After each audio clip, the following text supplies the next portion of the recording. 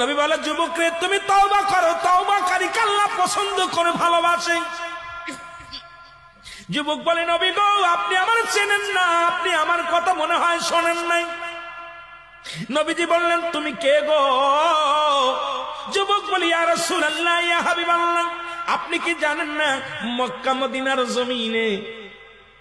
মদিনার জমিনে যত কবর দেয়া হয়, এই কবর থেকে লাশ কাপনের কাপড় চুরি হয়ে যায়। নবী গো আপনি কি জানেন না? নবী কয়, হ্যাঁ আমি জানি, কাপনের কাপড় চুরি হয়। এর চাইতে কষ্ট থাকতে পারে? নবী চোখের পানি ছেড়ে বলল, যুবক রে, মানুষ যাবার পরে 3 টুকরা কাপড় মাত্র সঙ্গী। যুবক বলি, ইয়া রাসূলুল্লাহ, ইয়া হাবিবাল্লাহ, নবী গো মক্কা মদিনার জমিনে যত কাপনের কাপড় চুরি হয়েছে, ওই কাপনের কাপড় চুরি করেছি আমি নবী গো, আমি সেই যুবক, কাপনের কাপড় চুরি করা যুবক। আল্লাহু আকবার। আল্লাহর নবী ডাকতে বলে, যুবক রে, ও যুবক শুনে নাও, তুমি কেমনে এই কাজটা করলা? তুমি মানুষের কাপনের কাপড় চুরি করলা। এ যুবক, দুনিয়ার মধ্যে কি আর কোন কাজ পাও নাই? যুবক বলে, ইয়া রাসূলুল্লাহ, ইয়া হাবিবাল্লাহ, নবী গো,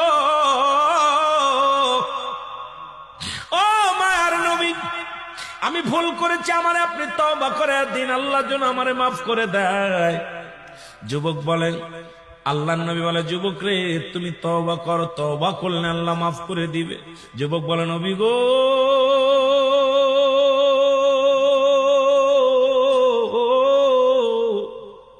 আমার বিশ্বাস এই জমিনের মধ্যে আমি তওবা করলে আমার গুনাহ মাফ হবে না, কারণ আমি এত বড় পাপী, আমি এত বড় অপরাধী। আল্লাহর নবী কয়, যুবক রে তুমি তওবা করো, তওবা করলে আল্লাহ তোমারে মাফ করে দিবে। যুবক বলে, নবী গো, মায়ের নবী, আমার মতো পাপীরে আমার আল্লাহ ক্ষমা করবে না। আল্লাহর নবী বলে, যুবক রে তুমি তওবা করো, তোমারে মাফ করে দিবে আমার আল্লাহ। যুবক বলে, নবী গো আমি শুধু কাপনের কাপড় চুরি করি নাই। নবী গো মক্কা মদিনা অনেক দিন যাবত মানুষ মরে না, অনেক দিন যাবত মানুষ ইন্তেকাল করে না, আমিও কাপনের কাপড় চুরি করতে পারি না, আমার ব্যবসাটাও ভালো হয় না। হঠাৎ শুনতে পারলাম পার্শ্ববর্তী এলাকার মধ্যে একটা মহিলা মারা গেছে, সুন্দরী এক যুবতী মারা গেছে। আমি দৌড়ায় গেলাম, নিজে তার জানাজায় শরীক হলাম, দাফনে শরীক হলাম। সারাদিন অপেক্ষা আছি কখন রাত নেমে আসবে, কাপনের কাপড় চুরি করব। সব মানুষ যখন রাত্রে খাওয়া দাওয়া করে নির্জুম হয়ে গেল, আমি আস্তে আস্তে করে গোরস্থানে ঢুকলাম। গোরস্থানে ঢুকিয়া আস্তে আস্তে করে কবরের মাটিগুলো সরাইলাম, কবরের মাটি খুঁড়িয়া নবী গো আল্লাহর নবী ডাকতে বলে, যুবক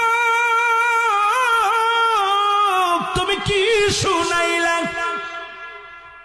যুবক বলে, মায়ার নবী গো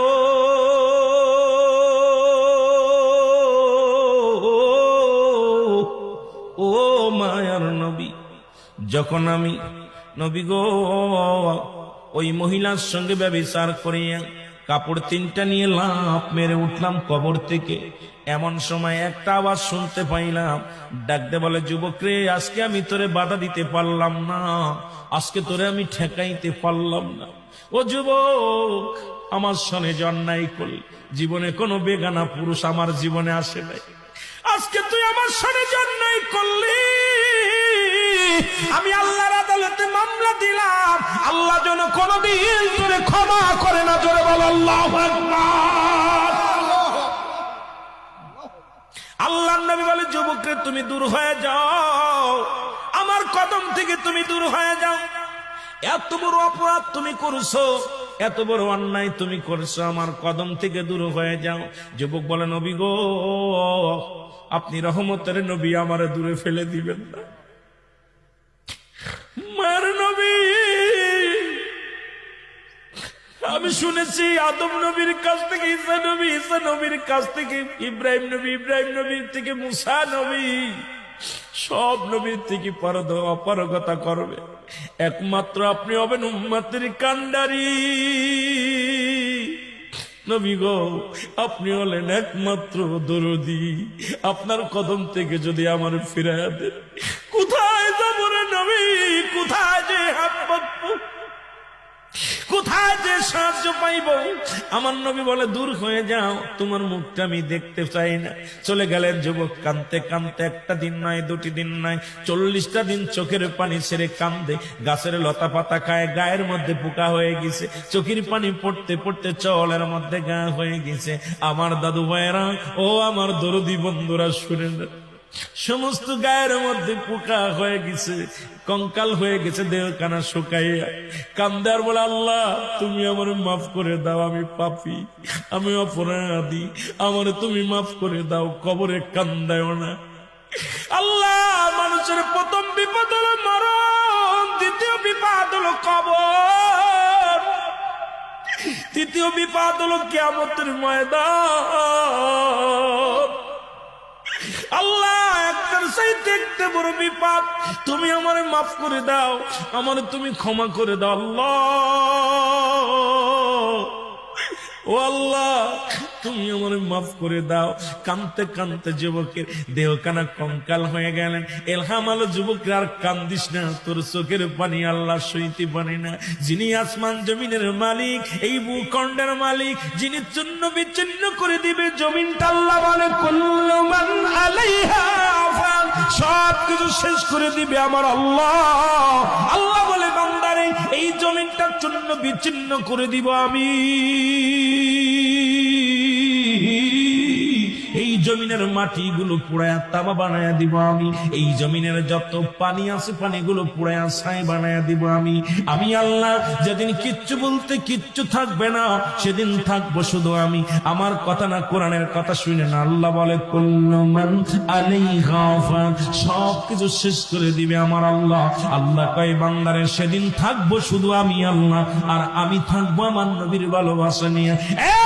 বন্ধুরা, তেলের কান্ডা লাগে সই না লাও গো, আজকে সেই আসমান জমিনের মালিক যিনি, তার কাছে ফিরে যাব আমি। জোরে বলেন ঠিক কিনা?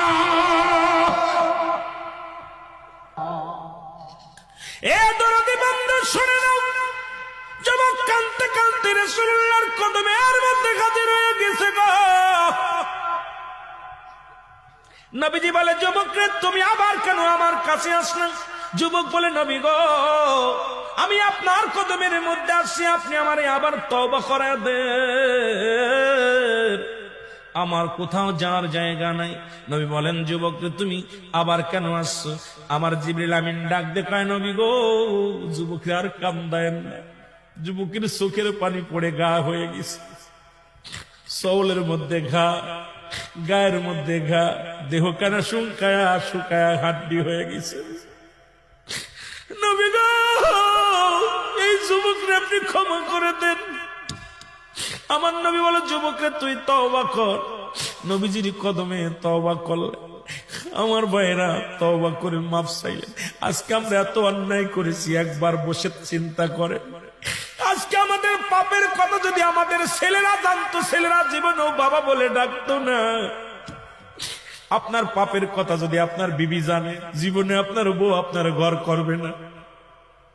বিবি বলবে, স্বামীরে তুমি আমার তালাক দিয়ে দাও, আমি তোমার সাথে আর থাকবো না, এক ছাদের নিচেই থাকবো না। আপনার পাপের কথা যদি আপনার বাবা জানে, ত্যায্য করে দিবে। আপনার ভাই যদি জানে, জীবনে আপনার ভাই বলে ডাকবে না। আপনার পাপের কথা যদি এলাকার চেয়ারম্যান মেম্বার জানে, আপনাকে এলাকার মধ্যে রাখবে না।